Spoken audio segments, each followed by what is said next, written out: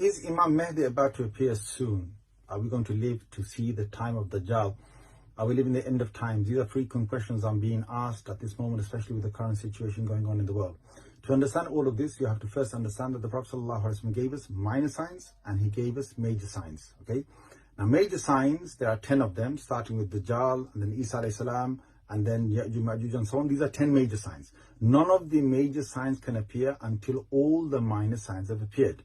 And where is Imam Mahdi in all of this? Imam Mahdi is the bridge between the minor signs and the major signs, meaning that he will be the last of the minor signs and he will live to see the coming of Dajjal, live to see the coming of the first of the major signs. Okay, so now, of the minor signs, if they don't all appear, then we won't see Imam Mahdi, we won't see Dajjal. Okay, remember that. And from the minor signs, the scholars have said that most of them have appeared, except for a few, that a handful of them that haven't appeared. Of them is a hadith in Bukhari and Muslim where the Prophet ﷺ speaks about the river Euphrates, which runs from Turkey, goes through Syria, all the way through Iraq.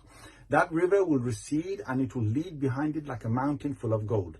Prophet ﷺ has warned us not to go there. He said, for every 100 men that go there, every man thinking that I'm going to be the one taking the gold, he said 99 of them will die and only one of them will come back alive. Okay, that's a minor sign of the day, before the day of judgment, which we haven't seen yet. Until that doesn't come, Imam Mahdi is not coming, and the Dajjal is not coming, thereafter.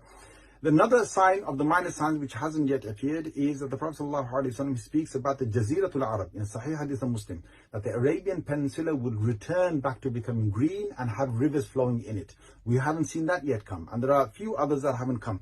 Of the signs that haven't come is the lot of battles that the Prophet ﷺ speaks about before, and a lot of wars that happened before the coming of Imam Mahdi. Okay, so one of them is about, and it's a long hadith about the Ahlul Rum. Who are the Ahlul Rum? The Prophet ﷺ, when he says that word or that phrase, he's referring to the current day Europeans.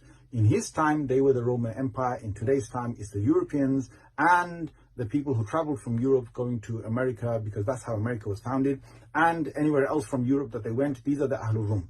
Now, the Ahlul Rum will divide into two. There will be part of them that will be the enemies of Muslims, and part of them will be sympathetic towards the Muslims.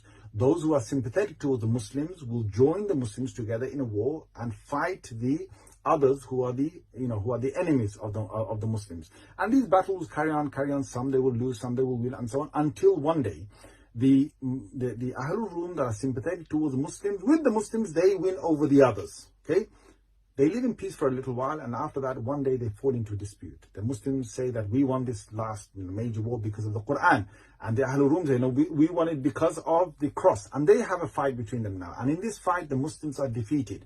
And the hadith mentions that that Imam Mahdi is coming after this. Okay, so Imam Mahdi comes at the end of sort of this war. Okay, that's one hadith.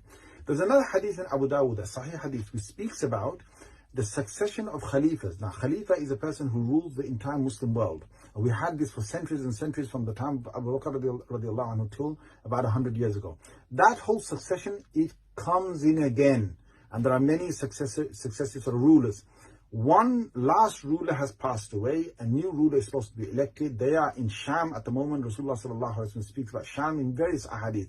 When he says Sham, he doesn't mean today's Syria only. It covers Syria, whole of Syria. It covers Lebanon. It covers the whole of Palestine. It covers part of Egypt. It covers part of Iraq. Okay, it's a massive part of land. In Sham, these leaders are sitting together and they're about to elect the next leader. Each one is ready, who could become a potential leader. And they have a dispute over who should be the leader. One of these men who could become the leader, he has enough of this. He runs away from there. He goes to Mecca. He doesn't want to become the leader. The others look around. They say, where's that man gone? And they say, well, he's gone to Mecca. So they say, you know what? Let's make him the leader. They come all the way to Mecca. They find this man he's doing tawaf around the Kaaba. And they force him to become the leader of the Muslims, just like the Muslims forced Abu Bakr radiallahu anhu in the past to become a leader of the Muslims. Now, this man is the Mahdi. Now, how do you know he's the Mahdi? Not because of this occurrence, but because of another occurrence that happens at that very moment, which is, they left behind them, when they came down from Sham, they left behind them an army. That army becomes rebellious. And they say, well, what? They're making this guy the leader of the Muslims? No, we're not taking any of this, right? So they come with a whole army trying to crush these people. When they get to Medina in a plain piece of land, then the whole land opens beneath their feet and that whole army is crushed and it's swallowed inside. When that occurrence happens, we know the man that they gave allegiance to in front of the Kaaba, he is the Mahdi. Now, when Imam Mahdi comes out, he's now got to unite the Muslims together. So his first job is to get the Muslims together. Okay, so he's now the Khalifa of Muslims. He gets the Muslims together. He comes to Europe for a major war. This is a major war where the Muslims, subhanallah, Rasulullah sallallahu alaihi wasallam speaks about a third of the Muslims. They are, shuhada, the best shuhada of the day. They're martyred in that war.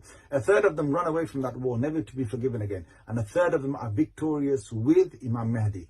And now Imam Mahdi has the whole of Europe and the European side and the security of a good ruling, and he fills the earth with justice. As much as injustice was there before him, he replaces it with justice.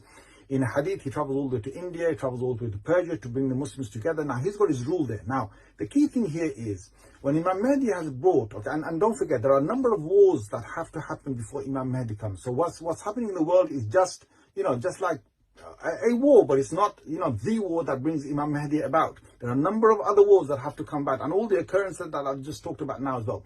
Imam Mahdi, when he comes to power, the hadith mentioned that he's going to frequently go up and down from Jerusalem back up north again, back to European side again.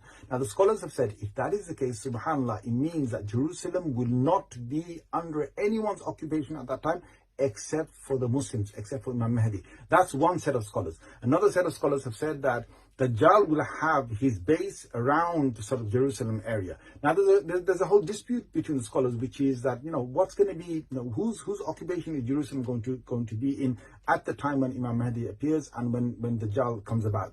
Now, we are going to incline more towards the fact that, subhanAllah, Imam Mahdi has got, Jerusalem under his control. Okay, from the ahadith, it's quite clear, because he's going in and out of it. And the ahadith mention, okay, in one hadith he mentioned Dajjal can't go to Makkah and Medina, which is, when you say Makkah and Medina, the Prophet ﷺ is talking about the Haram of Makkah and the Haram of Medina, which is the masjid and its vicinity. It's outside sort of, vicinity.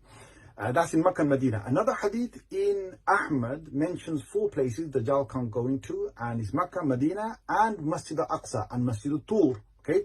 Now, when he says Masjid al-Aqsa, subhanAllah, the Prophet is saying he can't go to Masjid al-Aqsa. Does that mean that the whole of the Aqsa surroundings are under the occupation of the people who are trying to take over it right now, and Dajjal can't only go into Masjid al-Aqsa? Or does it mean that the whole of the Aqsa vicinity is under the Muslim rule? Again, it's a debate amongst the Muslim scholars. We furthermore have another hadith that describes that the first major following of Dajjal is going to be from the east. It's going to be from a place of Asfahan in Iran, and there's going to be 70,000 Jewish people who will follow him. These are going to be the first major followers of Dajjal. Now, again, the question is, why from that part of the world? Why are they the major? Is it because he's got his major base somewhere in the east, and then he comes to fight the Muslims over here in the Middle East and so on? Who knows? We can't be for sure, but certainly we've got hope that whatever is happening right now in the world, it doesn't have to be that they take over this entire place. They might be there for some time. We don't know how long. Okay, but we definitely know that there's going to be something that is going to come back. Now, where are you going to find all of that? I'm going to ask all of you to read the tafsir of the beginning of Surah Isra.